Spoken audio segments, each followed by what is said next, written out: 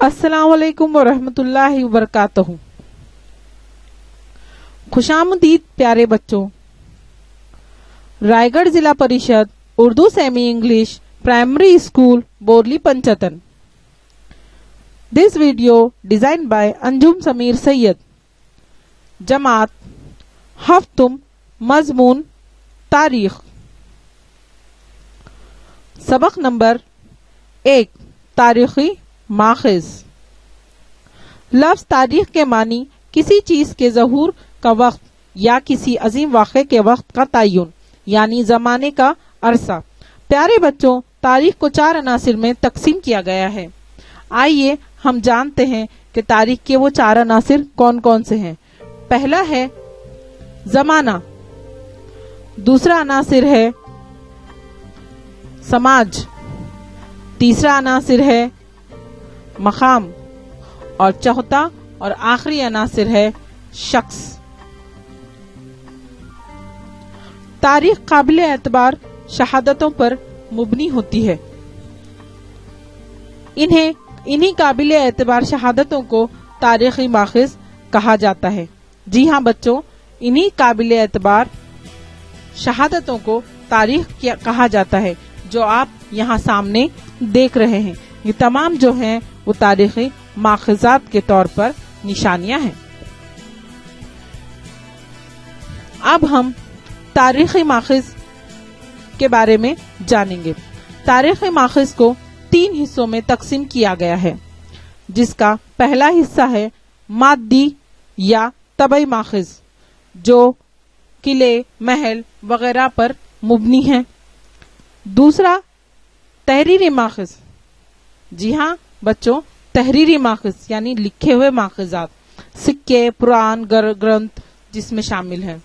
اس کے بعد زبانی ماخذ، جس میں لوک گیت، مثلیں وغیرہ شامل ہیں۔ ہم جس بھی تاریخی واقعے کا مطالعہ کرتے ہوں، اس کے لیے ہمیں تاریخی ماخذ کا سہارا لینا پڑتا ہے۔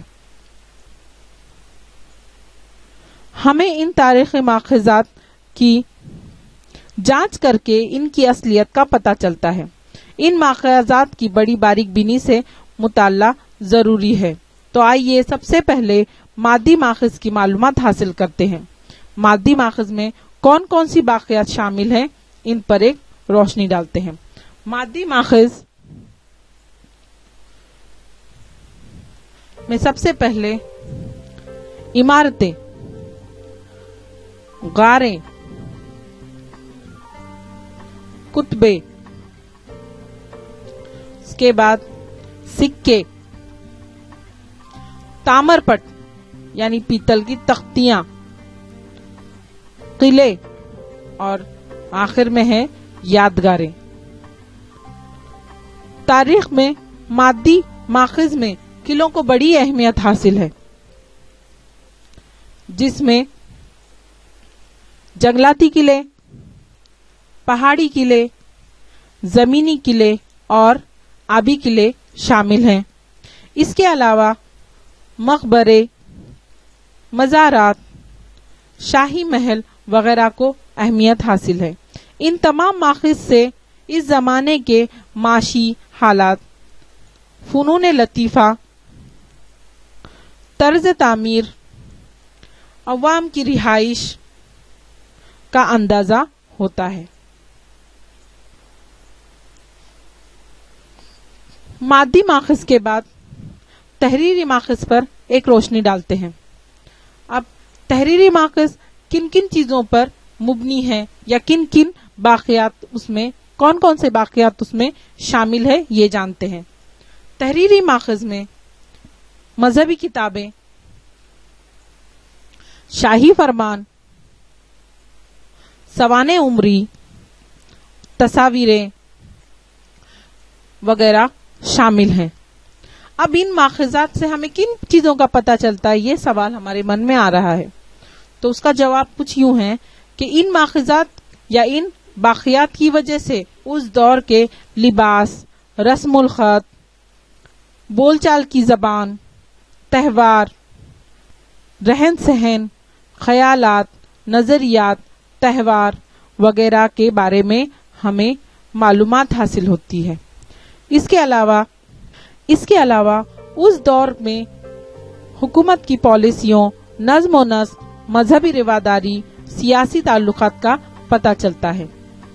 तवारीख या तारीख के मानी होते हैं वाक़ियाती तरतीब के। तवारीख या तारीख के मानी होते हैं वाक़ियाती तरतीब। अल-बैरूनी, ज़ियाउद्दीन, मौलाना अहमद, यहिया बिन अहमद, मिर्जा हैदर, भीमसेन सक्सेना वगैरह के तहरीर किर्दा तवारीख हमें दस्तयाब है।